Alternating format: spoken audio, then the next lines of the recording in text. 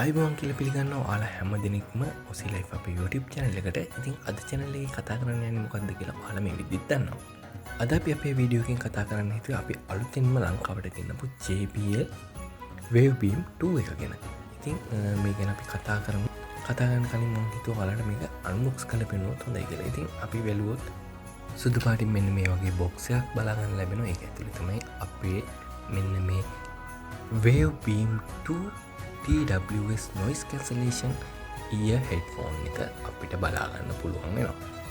Headphone casing එක වටේට මෙන්න මේ වගේ සුදු පාට කව එකකින් ආවරණය කරලා තමයි ඇවිල්ලා තියෙන්නේ. ඉතින් ඕපන් කරගමු අපි.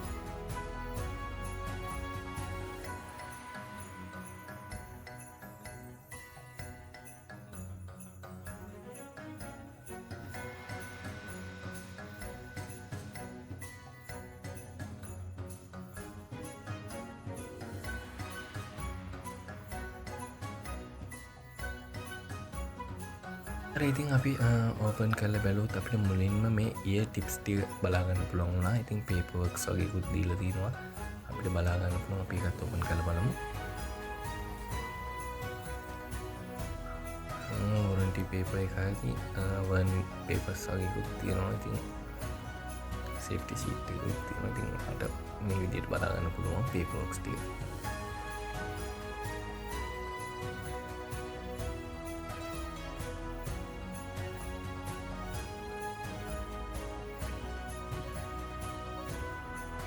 හරි ඉතින් අපි JBL Wavebeam 2 headphones දෙක මේ විදිහට එළියට අරගෙන බලමු.